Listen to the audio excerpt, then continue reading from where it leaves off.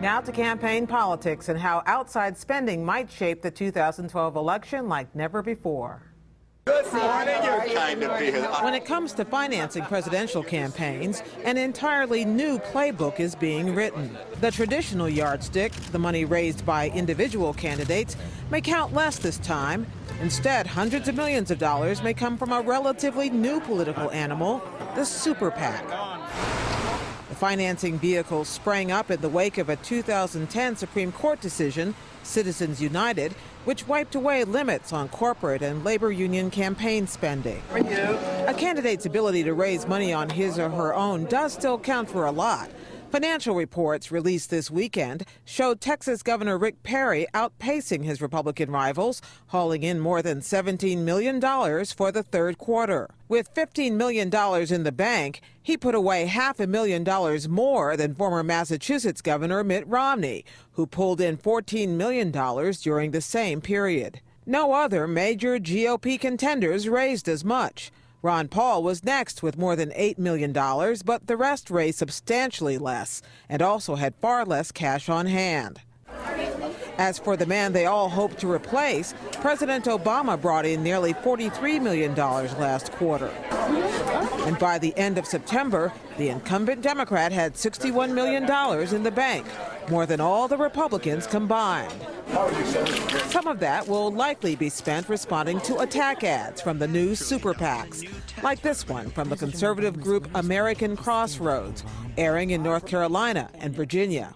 He raised our hopes. He seemed to understand. The last thing you want to do is to raise taxes in the middle of a recession. But today, he's different. But Democrats are getting in on the big money action, too.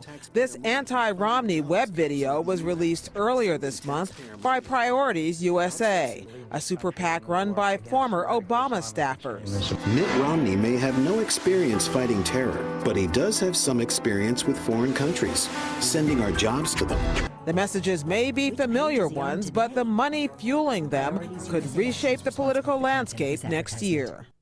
Joining me now to discuss this new landscape, Tara Malloy, Associate Legal Counsel for the Campaign Legal Center, a nonprofit organization that favors tightening regulations on campaign spending. And Hans von Spakovsky, Senior Legal Fellow at the Heritage Foundation, which opposes the new regulations. He's also a former member of the Federal Election Commission. Since I almost got your position wrong there, Mr. von Spakovsky, let me start with you and ask, is it really going to change the landscape? Am I overreaching when I say that? Well, I think there's going to be more money spent on the election, but, you know, we get more money spent on every election. That's a long-term trend. I think in the long run, it's actually going to be a wash because you have liberal organizations and conservative organizations raising money basically to oppose each other. And look, no matter how much money you have getting your message out, if voters don't like the message you're giving, you're still not going to win an election. Tara Malloy, it feels like we have these conversations every couple of years, and each time it's about more and more money being spent in new ways. Is that really so, or are we just finding a new way around new regulations? I think that Citizens United was certainly a game changer. It is true that we've seen an upward trajectory for spending in elections over each election cycle. However, we can even just look at the 2010 elections. We saw a fourfold spike in independent spending between 2006, the last midterm election, and 2010. The first midterm election following Citizens United. So although we see upward trajectory in spending, we do not usually see it quadruple. And certainly many, many commentators think that 2010 was simply a dress rehearsal for 2012, that this is when corporations, unions, and other big players who are trying to exploit the Citizens United decision will really come into the fore. When we talk about super PACs, the term itself sounds sinister. Who is behind it, and why are they different from regular PACs? Well, the super PACs is a term to describe the new independent expenditure only committees that could form. You know, basically the Citizens United decision said that labor unions and corporations could spend unlimited amounts of money independently of candidates to convince voters to vote for or against someone. Without coordinating with the candidates. Without coordinating with the, yeah, well, that's a very important point. So these super PACs have been formed because they can raise money, you know, not just from individuals, which is what PACs, political action committees, could do, but they can raise it from labor unions and corporations also. So there's a lot of money there that can be raised and spent on independent advertising and other things like that. Is this just spending on advertising? Is it not spending in any other way to support a candidate? I think that you're going to see a lot of dispute about how much these super PACs, these ostensibly independent committees, are tied or are not tied to individual candidates' campaigns. Again, in 2010, we saw some initial super PACs. For instance, American Crossroads, the Karl Rove-led group, was the largest. But they did seem to support multiple candidates. What we've seen in 2012 is candidate-specific super PACs arising. Almost every single candidate for the Republican presidential nomination now has their own super PAC. And when you start seeing these type of connections between the candidates and these ostensibly independent groups. You said it twice, ostensibly independent. Yes. Do you have any evidence that there's a connection? Well, I'll say some of the factors that we are concerned about. First, these super PACs are often established and led by former staffers to the candidates. It might be a staffer, it might be a former chief of staff. That's one connection. Secondly, the Federal Election Commission, the agency that looks over campaign finance law, has allowed the candidates that are the beneficiaries of these ostensibly independent expenditures to actually do some large degree of fundraising for these so-called independent groups. So we're seeing a tighter and tighter nexus between the beneficiaries of this independent spending and the so-called independent groups. And this, of course, raises the specter of possible political influence and corruption. Hans von Spakovsky, does it make a difference if this money is spent coordinated or uncoordinated, independent or ostensibly independent from the campaigns, if we know about it, if it's all written down somewhere? Well, no, it does make a difference because, in fact, look, the FEC, the Federal Election Commission, has issued regulations, and the regulations govern when something is being coordinated. And if a candidate is coordinating the messages that are being sent out by an independent group, that's no longer an independent group. And in fact, though that kind of spending then can be attributed to the candidate, and there may be violations of federal law.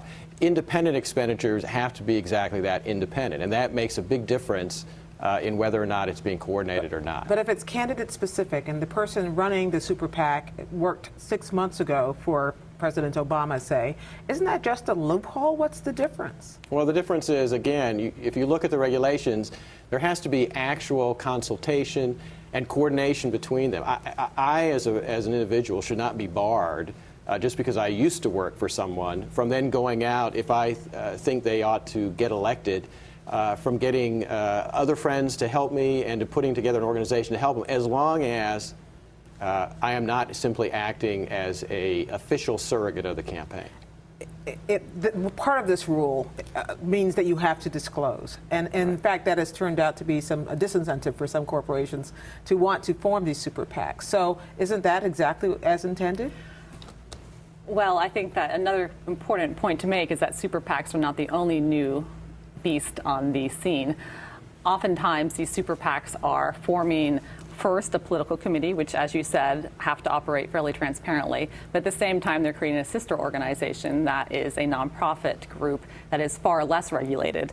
And these nonprofit groups were already quite active in 2010. And what they have done is create a new vehicle that allows big donors to give to the nonprofit for general purposes. And then that nonprofit can spend up to 50%, it appears, of their money on explicit campaign ads, and they never actually have to disclose their donors. So the super PAC structure is often super PAC plus these even less accountable organizations. So there is a real concern that not only are we going to have unlimited spending, but we are going to have, in many cases, very anonymous spending where we don't know the true sources of the money. President Obama, as the incumbent, is clearly the big man in the block when it comes to fundraising so far. He put out an email today saying that he had 1 million small donors that were part of his big fundraising haul that we talked about a moment ago. So if there are 1 million people out there still willing to write small checks, does that in any way counteract the effect of these big money super PACs?